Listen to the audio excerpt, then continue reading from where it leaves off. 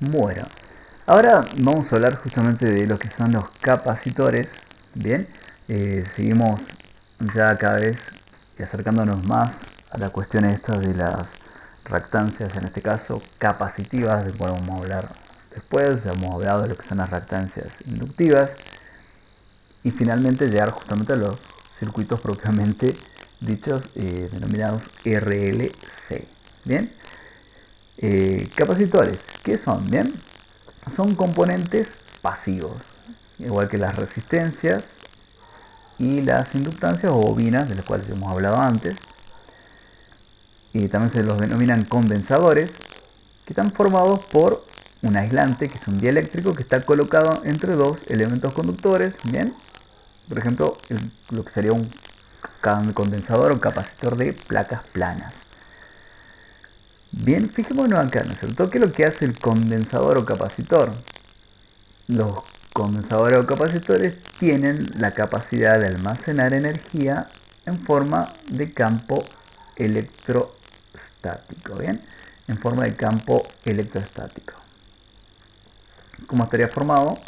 Fíjense que acá tenemos una placa, otra placa y un elemento dieléctrico ahí en el medio. ¿Mm? Vamos a hablar un poco más de esta cuestión constructiva de los capacitores. El parámetro C de un capacitor nos indica la capacidad del elemento, ¿no es cierto?, de almacenar energía. Y la unidad es el faradio, ¿sí? Nombre que se le da en honor al científico Michael Faraday, que no suele utilizarse, ¿no es cierto?, esa unidad porque es muy alta,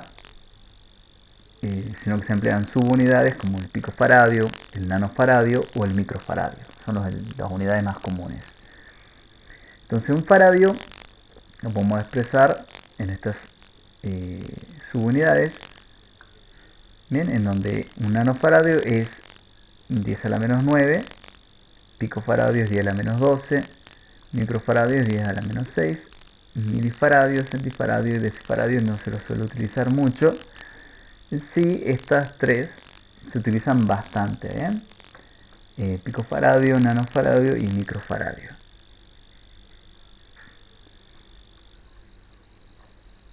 Hay diferentes tipos de capacitores, ¿bien? Hay algunos que son no polarizados, ¿bien? No tienen un terminal, no tienen un terminal positivo y uno negativo. Los polarizados que sí tienen un terminal positivo y otro negativo. En ambos casos se fabrican, como hemos mencionado, con material aislante ubicado entre dos placas de material conductor, ¿bien? Por ejemplo, los polarizados son los electrolíticos. En su fabricación se utiliza también un componente llamado electrolito que mejora la capacidad del componente, permitiendo que en un menor espacio pueda almacenar más carga. Pero como consecuencia de eso, el capacitor queda polarizado. Bien, esa polarización, se debe respetar, porque si no el componente puede llegar a explotar, y no es una exageración, pueden llegar a explotar los capacitores cuando son mal polarizados. Bien, el valor de C, ¿no es cierto?, de esos capacitores está en el orden de los microfaradios. Acá tenemos algunos capacitores o condensadores electrolíticos. Bien, el electrolito es una sustancia que permite la circulación de la corriente eléctrica. Por ejemplo, los ácidos, las sales disueltas en agua son electrolitos, permiten el paso de la corriente eléctrica. Y gracias a la presencia de este electrolito es que se mejora la capacidad que tiene el componente de almacenar energía en una menor, en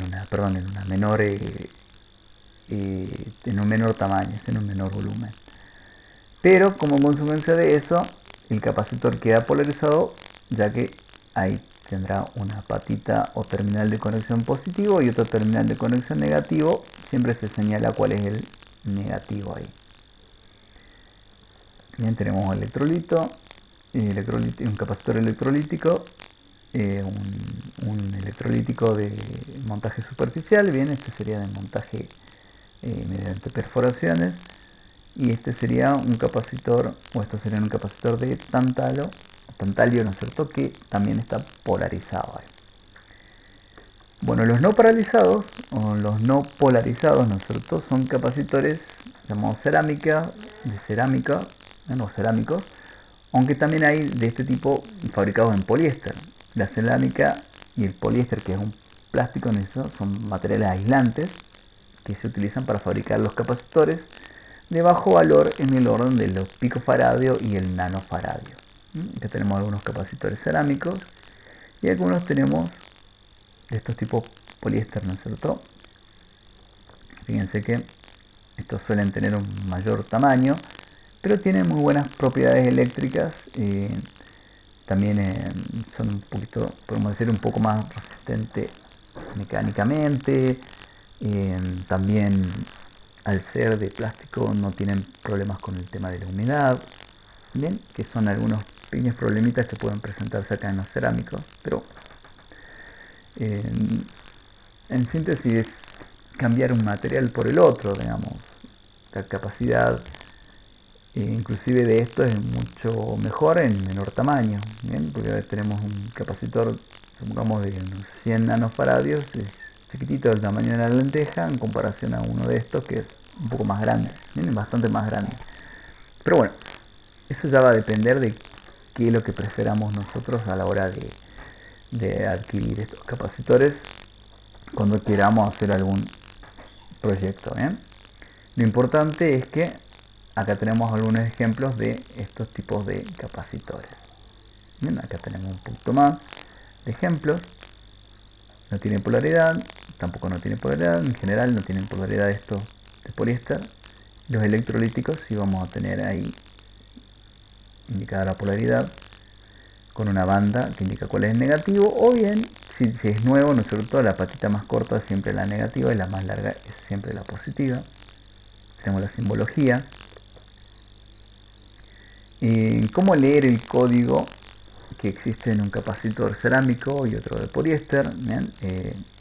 Hay que recordar que estos capacitores siempre nos van a dar un valor en picofaradio.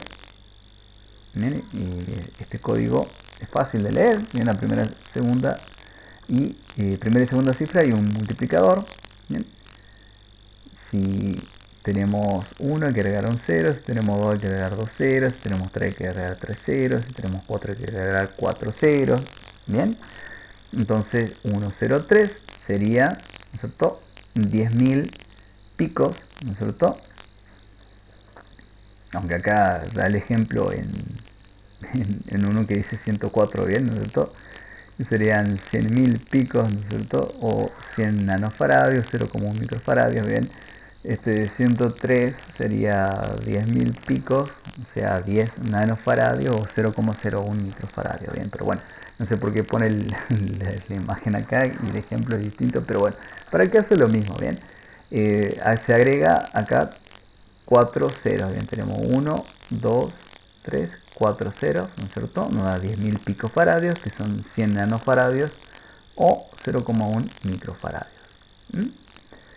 El de 103 sería igual a 10.000 picofaradios, lo que sería igual a 10 nanofaradios o 0,01 microfaradios. Tolerancia, bien, si vemos acá estos numeritos que nos indican acá en lo que es un capacitor de poliéster, bien, acá este 104 sería también de 100 nanos, de 100 nanofaradios, pero también estos capacitores nos suelen dar algunos valores extras, bien, por ejemplo lo que es la tolerancia y también la tensión que soportan. Por ejemplo, este 2A tiene un máximo de tensión de 100 voltios. Y acá esta J indica que la tolerancia es de más o menos el 5%. ¿Sí? Esto en cuanto al empaquetado de un capacitor de poliéster. Tenemos acá la cantidad de ceros, ¿no es cierto? Puede venir solamente con el valor en cripto. Este sería de 100 nanos. 100 nanos con una tolerancia del más o menos 5%, que es lo que nos dice aquí. Y acá 100 nanos con una tolerancia de más o menos 5% y la tensión máxima que sería de 100 voltios. Bien, así podemos leer justamente el empaquetado del capacitor este de poliéster. ¿Cómo están construidos por dentro? Bien, en un capacitor de cerámica tendríamos ahí este cuerpo que es como una lentejita, ¿sí? Donde tenemos ahí las placas, la placa ahí conductora, el dieléctrico, que es óxido de titanio en este caso, y tenemos electrodos de plata que son depositados en parte superior e inferior del disco ahí de cerámica. ¿Ven? Justamente la cerámica es el dióxido de titanio. ¿Okay? Después tiene un recubrimiento por encima que también es cerámico, pero bueno, el hecho de que el recubrimiento sea cerámico no nos indica el por qué se llama así, ¿no es cierto? El por qué se llama capacitor cerámico es porque el aislante, el dieléctrico, es justamente la cerámica, el óxido de titanio. ¿Mm? Bueno, los electrodos de plata, como ya dijimos, son depositados arriba y abajo del disco S de cerámica. Un capacitor de poliéster está formado por bandas, ¿no es cierto? Están ahí sin metalizar. Bueno, esta es la parte de acá. Tenemos láminas de poliéster y láminas justamente que son conductoras. ¿Sí? Acá tenemos otro ejemplo. Tenemos acá un soporte que es de resina epoxi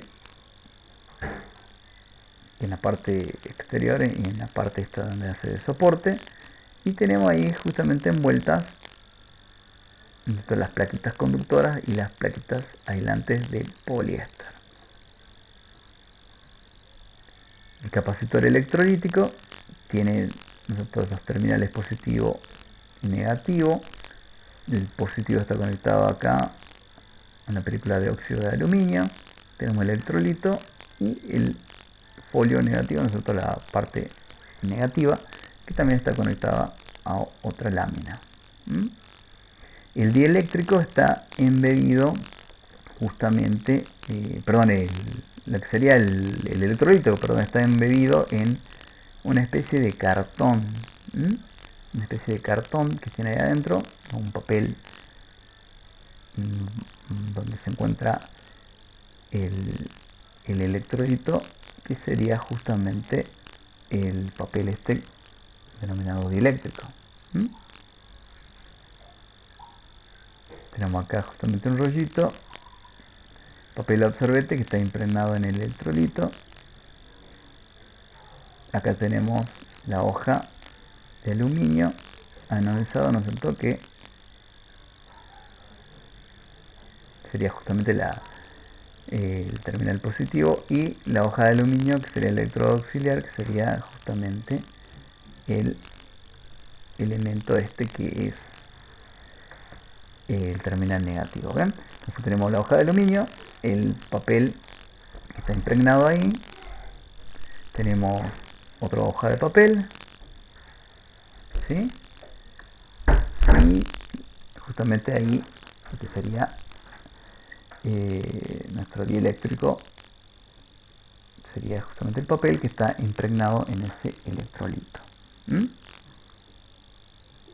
Si nosotros lo vemos ahí, veríamos acá, justamente cuando está abierto, vemos ahí todas las partes componen ahí el capacitor ahí. Sería algo desarmado, a propósito. Normalmente cuando esto explotan se lo suele ver así, ¿cierto? Pero ya toda esta parte se calentó, se destruyó, ¿no es cierto? A causa de la mala polarización, por ejemplo. ¿Bien? Puede ocurrir que nos conectemos al revés y eso o ocasiona que exploten. ¿Bien? Otra forma de hacer explotar un capacitor electrolítico es darle más tensión de la que realmente soporta. ¿Bien? Pongamos un capacitor de 10 voltios, le aplicamos 50, este va a explotar porque no soporta ese nivel de tensión, hacia el dieléctrico no soporta ese nivel de tensión y termina cortocircuitándose ahí adentro y ocasionando una explosión. Bien, ¿qué es lo que explota ahí? Es justamente el electrolito que se calienta. Bien, se calienta y aumenta la temperatura y eso produce que explote.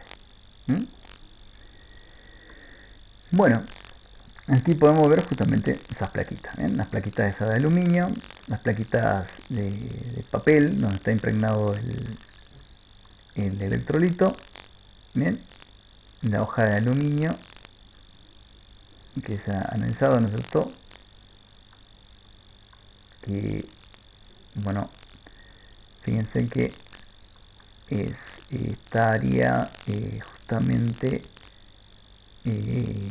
bloqueado, ¿no es cierto?, por una de sus caras, que estaría, digamos, con un tratamiento químico que impide justamente que circule corriente entre el positivo y el negativo. Bien, porque si dijimos que el electrolito es un elemento conductor, justamente tiene que haber una base ahí dieléctrica que está en esta parte, digamos, en la cara, que justamente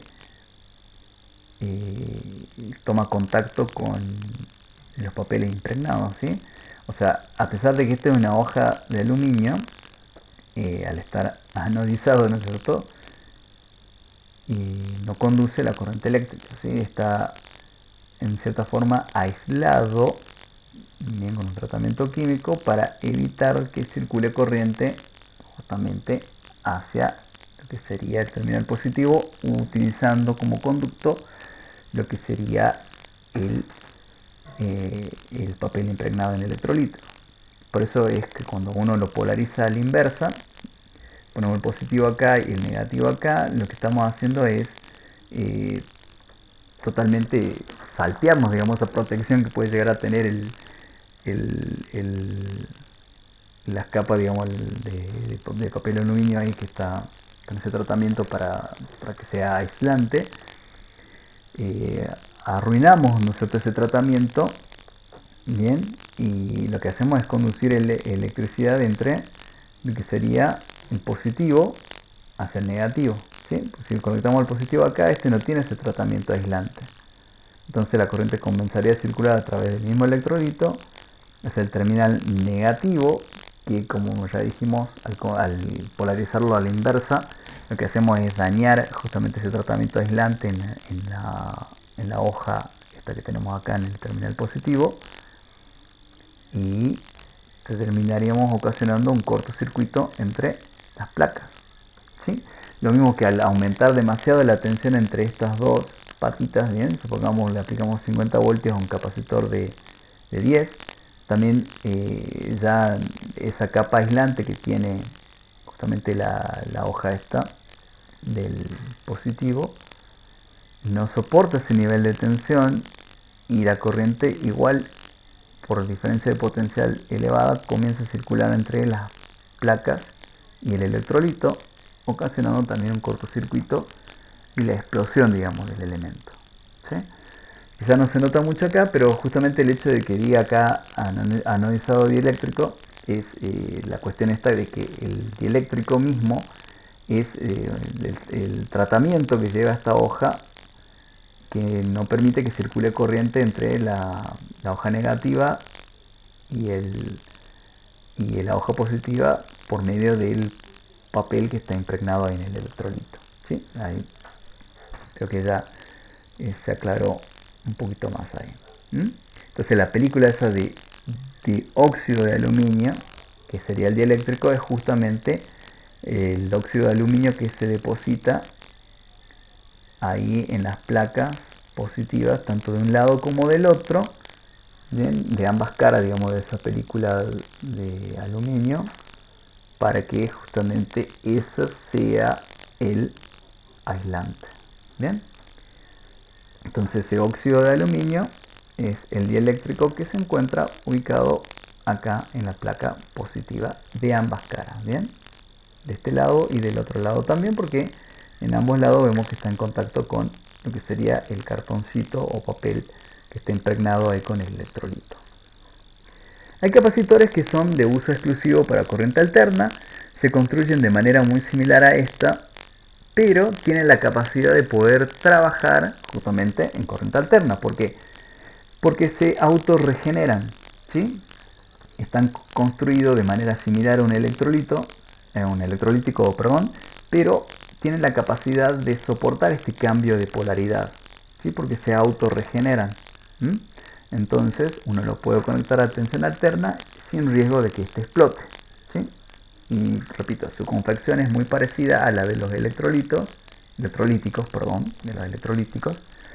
pero están fabricados de manera tal que ese material, ¿no es cierto?, dieléctrico y ese electrolito se autorregeneran, ¿bien? O sea que el cambio de polaridad no los afecta, ¿sí?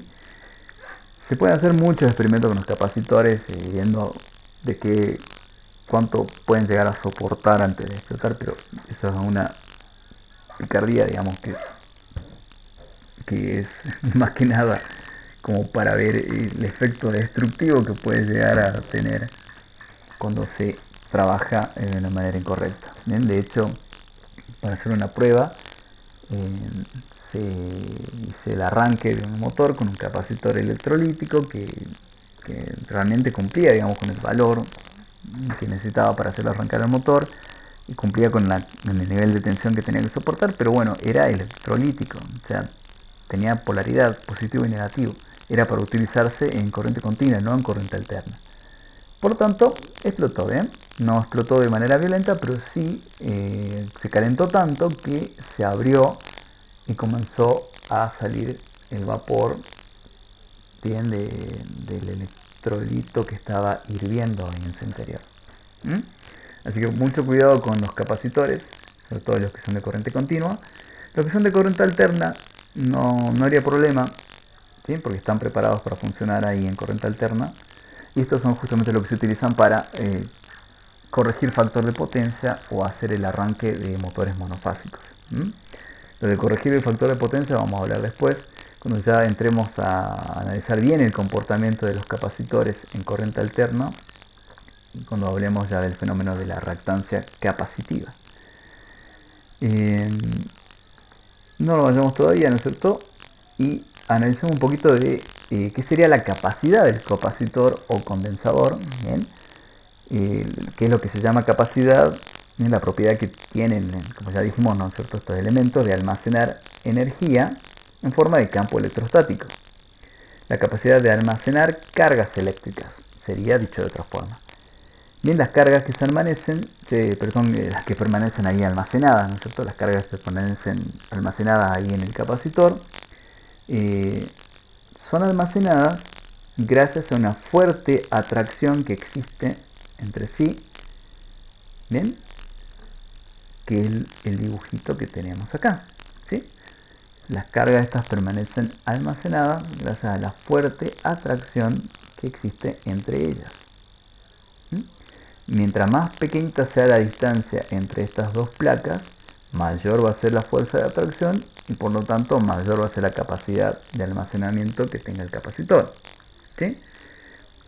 Eso quiere decir justamente que acá hay un campo electrostático, ¿bien? Tenemos cargas positivas, estoy diciendo todo al revés, cargas positivas y cargas negativas, ¿sí?, que no pueden circular una hacia el otro lado porque existe un dieléctrico en el medio.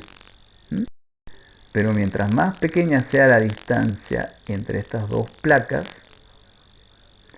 mayor va a ser la fuerza de atracción y por lo tanto mayor va a ser la capacidad que tenga nuestro capacitor ahí, ¿sí?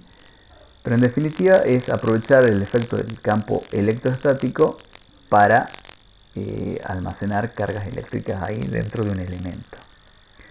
La carga eléctrica se mide en coulombs o columpios y representa una cierta cantidad de partículas con carga, ¿bien? Por ejemplo, los electrones. También podemos hablar de protones, pero bueno. La corriente eléctrica obviamente se debe a la circulación de electrones, pero bueno, mencionemos justamente a los electrones en este caso. El coulomb es la unidad de carga eléctrica y equivale a 1 amperio por segundo o faradio por voltio. Un coulomb es igual a 6,2415 por 10 elevado a la 18 electrones. Fíjense que es una enormidad, bien, porque esto está escrito en notación científica, es una enormidad de cargas, ¿sí? 10 elevado a la 18. O sea, hablamos de un número que tiene 18 ceros, ¿bien? Un 1 con 18 ceros, ¿bien? Es innombrable ese número, ¿bien? Por lo tanto, en notación científica quizás no se note tanto la magnitud de ese número, pero es un número enorme, ¿bien? Y eso equivale a un coulomb. ¿Mm? La cantidad de cargas, ¿no es cierto? Q va a depender del valor de la tensión que se aplica entre las placas del capacitor y de las características de construcción del mismo. ¿Bien? Mientras más superficie tenga el dieléctrico y las placas, ¿no es cierto? El dieléctrico y las placas, obviamente, ¿no es cierto? Mientras mayor superficie tengan el dieléctrico y las placas, mientras mejor sea la calidad del aislante dieléctrico y menor sea la distancia entre las placas, entonces mayor va a ser la capacidad del componente. Bien, las placas también se las llaman armaduras, y en este caso se las denomina así. Bien, tenemos acá las placas o armaduras, tenemos el dieléctrico, vemos que ambos tendrán ahí la misma superficie, coincide la superficie de las placas con la superficie del dieléctrico. Y acá tenemos hay algunas subunidades, como ya habíamos visto, ¿viste? En el caso anterior. Nosotros habíamos hablado de el caso ahí que la unidad principal es el faradio, pero normalmente trabajamos en subunidades como el microfaradio, el nanofaradio o el picofaradio, ¿sí? Ya lo habíamos visto hace ratito eso. Entonces, como ya dijimos acá, mientras mayor sea la superficie que abarque la armadura y el dieléctrico, y mientras mejor sea la calidad del dieléctrico y mientras menor distancia exista entre las placas, mayor va a ser la capacidad del componente. La cantidad de carga Q depende de la capacidad del capacitor y de la tensión aplicada sobre las placas o armadura. Bien, entonces Q igual a C por B. Bien, la cantidad de carga en coulombios, la capacidad en faradios y el voltaje que se aplica entre las placas. Un faradio, bien, el capacitor de un faradio es aquel que puede almacenar la carga de un coulomb cuando se aplica entre sus placas una tensión de 1 voltio. ¿Sí? Características constructivas, aquí tenemos una formulita, veamos qué significa esa formulita. Bien. Como he dicho, las características constructivas del componente influyen en su capacidad. Mientras más superficie tenga el dieléctrico y las placas, mientras mejor sea la calidad del dieléctrico y menor sea la distancia entre las placas, mayor va a ser la capacidad del componente. Vemos justamente acá la fórmula que nos permite determinar la capacidad de ese capacitor de acuerdo a esas características. Bien, tenemos epsilon sobre 4pi por 9 por 10 a la 9 multiplicado por S sobre D. ¿Qué es todo eso? Bien, parece una cosa muy complicada, pero bueno, esto es un número simplemente, ¿sí? 4pi por 9 elevado a la 9 es un número. Y S sería la superficie de la armadura en metros cuadrados. D, que sería el espesor del dieléctrico, que está expresado en metros, ¿no es cierto? Y epsilon, una constante dieléctrica de la sustancia aislante, ¿sí? Entonces, epsilon dividido esta constante y multiplicado por esto nos da la capacidad que tiene el capacitor. Parece una fórmula muy complicada, pero es simplemente tener en cuenta 3 valores, ¿sí? Y una constante, que es la que está ahí abajo. Acá tenemos algunas características dieléctricas de las sustancias. En cuanto al aire, petróleo, aceite mineral, parafina, papel, madera, ¿bien? Son las constantes dieléctricas ahí. Ebonita, poliéster, mica, porcelana, vidrio y baquelita. ¿En cuál sería el que tiene mejor constante dieléctrica? Fíjense que acá madera y baquelita están en valores bastante altos, pero sí, el problema es que la madera absorbe humedad y esto también. Vamos a utilizar también aceite mineral, parafina, papel. El vidrio tiene de 5 a 10, ¿no es cierto? Lo cual lo convierte en un material bastante bueno para para ser utilizado como dieléctrico. La mica que es un material aislante y además resistente a la temperatura, de 3 a 6, la porcelana de 4 a 5 a 6, bien, y el poliéster tiene igual a 3, por eso hemos dicho que por ahí los capacitores de poliéster tienen que tener un mayor tamaño con respecto a los de cerámica, porque justamente esa constante eléctrica es un poquito menor a lo que podemos observar en materiales de tipo cerámicos como ser porcelana o vidrio, bien. Pero bueno, esto es a título ilustrativo para que ustedes vean de cómo justamente el material influye en cuanto a lo que es la construcción del capacitor. De hecho, podríamos fabricar un capacitor nosotros mismos utilizando simplemente el mismo principio que estábamos mencionando, de utilizar un dieléctrico que esté en medio de dos placas conductoras. Y tenemos ahí justamente un capacitor. Podemos aplicar esta fórmula si quieren, ¿no es cierto? Y calcular, ¿no es cierto?, nuestro capacitor ahí. Pero bueno, eso sería ya para otra historia. Lo que me interesaba a mí es que sepan de qué estamos hablando cuando hablamos de capacitor, cuál es la función del capacitor. La función del capacitor es almacenar energía en forma de campo electrostático, porque justamente es la forma en la que tiene este elemento de almacenar energía. ¿Bien? Justamente la fuerza electrostática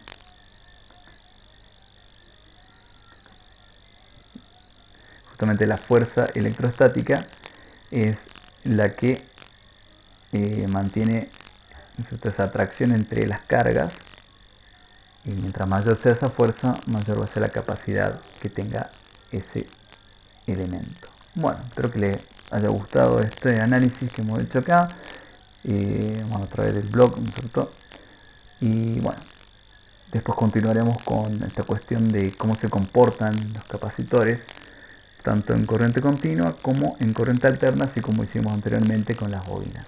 Hasta luego.